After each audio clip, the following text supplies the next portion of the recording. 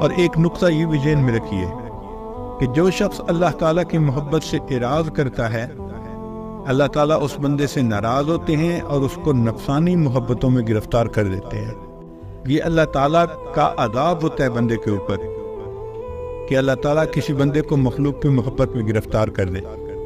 چنانچہ آپ دیکھیں، کوئی عورت کی محبت میں گرفتار ہوگا، کوئی مال کی محبت میں گرفتار ہوگا، کوئی کاروبار کی محبت میں گرفتار ہوگا، اسی محبت میں زندگی گزر رہی ہو۔ تو اللہ رب العزت کی محبت کو پانا یہ مقصد زندگی ہے، اور اس کے لیے دل کو خالی کرنا باقی محبتوں سے یہ لازمی شرط ہے۔ اس کے بغیر انسان کو محبت نہیں مل سکتی۔ اور یہ دل کیسے خالی ہوگا؟ اس کے لیے ذکر کی کثرت کرنی پڑے گی، لا الہ الا اللہ کی ضربیں لگانی پڑیں گی، تاکہ دل سے مخلوق کی محبت نکلے اور اللہ تعالیٰ کی محبت دل میں بھر جائے۔ اس لیے سیدنا ابراہیم علیہ السلام کی مبارک زندگی کو دیکھیں، انہوں نے سب کی نفی کر دی تھی ماں سوا کی۔ انہوں نے فرمایا تھا انی لا احب العافلین، میں ڈلنے والوں سے محبت نہیں کرتا۔ تو مرنے والوں سے اور ڈھلنے والوں سے کیا محبت کرنی؟ محبت کرنی ہے تو اس ذات سے کریں جو حی و قیوم ہے، ہمیشہ رہنے والی ہے۔ میر مت مرنا کسی گلفام پر، خاک ڈالو گے انہی اجسام پر۔ مرنے والوں سے ڈلنے والوں سے کیا محبت کرنی؟ محبت کرے تو انسان اللہ رب العزت سے کرے جو ہمیشہ رہنے والی ذات ہے۔ جبریل علیہ السلام تشریف لائے اور انہوں نے اللہ کے پیارے حبیب صلی اللہ علیہ وسلم سے عرض کیا، اے اللہ کے حبیب صلی اللہ علیہ وسلم، احبب من شئتا، جس سے چاہے آپ محبت کریں، فإنک مفارق، ایک دن آپ کو جدا ہونا ہے۔ تو اصول سمجھ لیجئے، جو مخلوق سے محبت کرے گا ایک نہ ایک دن اس کو مخلوق سے جدا ہونا پڑے گا، جو اللہ سے محبت کرے گا ایک نہ ایک دن اللہ سے ملا دیا جائے۔ تو محبت تو اللہ سے کرنی چاہیے، دعا مانگنی چاہیے کہ اللہ ہمیں ایسی محبت عطا فرما۔ اب اس محبت کی کچھ علامات ہیں، جن علامات سے پتہ چلتا ہے کہ اس بندے کے دل میں اللہ تعالیٰ کی محبت موجود ہے۔ پہلی نشانی کہ جب دل میں اللہ تعالیٰ کی محبت ہوتی ہے تو دل اللہ کے لیے بے قرار ہوتا ہے، اللہ سے ملاقات کو جی چاہتا ہے۔ اور حدیث پاک میں فرمایا کہ جو بندہ اللہ سے ملاقات کو محبوب رکھتا ہے تو اللہ تعالیٰ اس سے ملاقات کو محبوب رکھتے ہیں۔ من احب لقاء اللہ احب اللہ لقاءہ۔ تو محبت کی پہلی علامت کہ دل اللہ کے لیے بے قرار رہتا ہے اور انسان اللہ تعالیٰ کی محبت پانے کے لیے تڑپتا ہے، اور پھر دل چاہتا ہے کہ محبوب سے محبت کا اظہار کریں۔ محبت اظہار چاہتی ہے، عشق اور مشق یہ اظہار چاہتے ہیں، چھپے نہیں رہ سکتے۔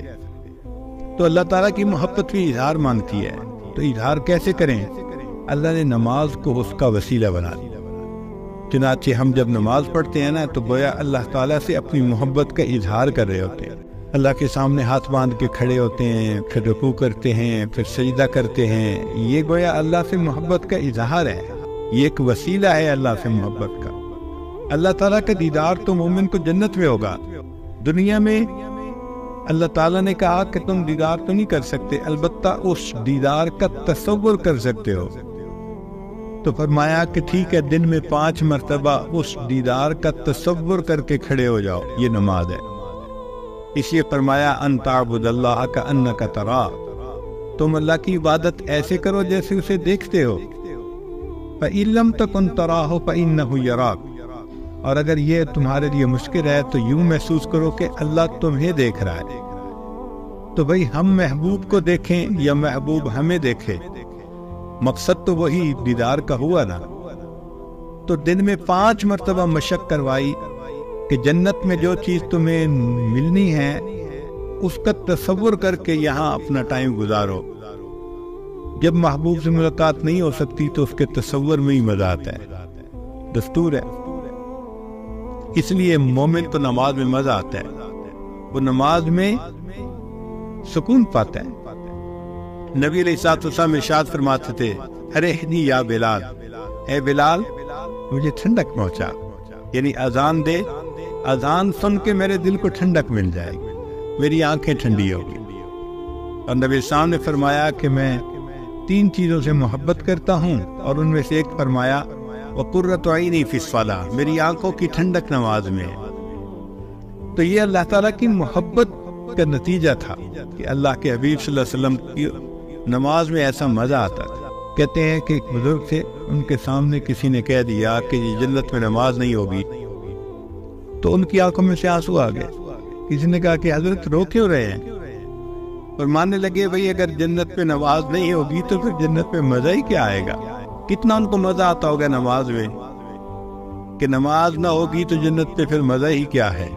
ایک نوجوان آیا اور حضرت حاجی امداد اللہ ماجد مکی رحمۃ اللہ کے سامنے اس نے بیٹھ کے نا جنت کی باتیں شروع کی۔ حضرت سنتے رہے، جب اس نے بات مکمل کر لی تو فرمانے لگے کہ بھئی اگر قیامت کے دن اللہ نے ہم پر رحمت فرمائی تو میں تو یہ عرض کروں گا اللہ مجھے اپنے عرش کے نیچے مصلی کی جگہ دے دی۔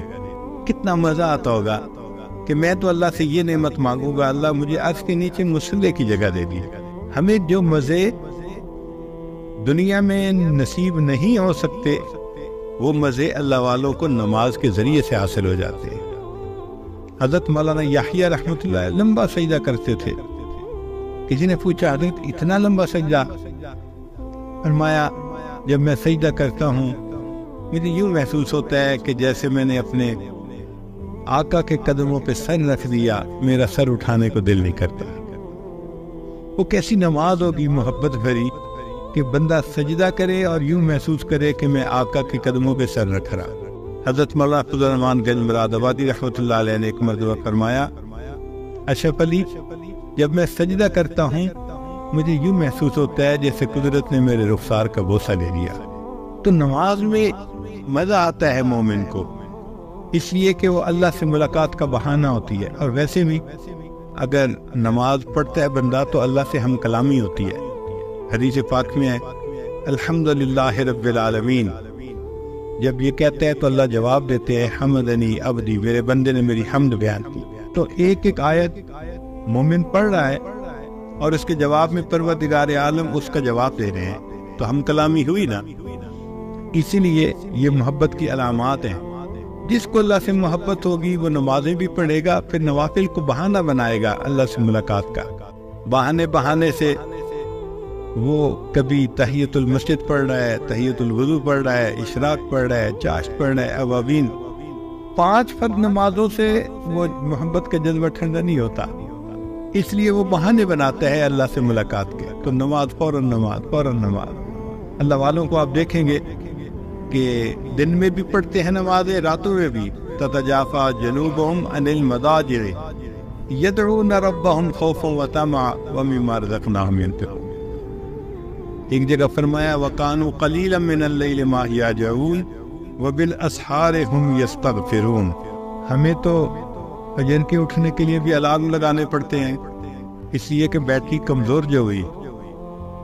جن کو اللہ نے محبت کا جذبہ دیا ہوتا ہے تو ان کے تو اندر بیٹری، ان کے اندر کلاک فٹ ہوتا ہے، بالکل صحیح وقت پہ بستر ان کو اچھال دیتا ہے، وہ کھڑے ہو جاتے ہیں اللہ کی محبت میں۔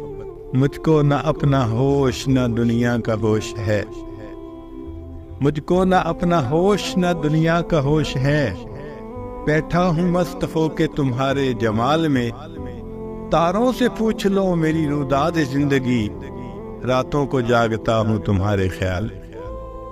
وہ اللہ کی یاد میں، اللہ کی محبت میں راتوں کو مصلی پہ کھڑے ہوتے ہیں۔ میری فریاد سن لے میرے مولا،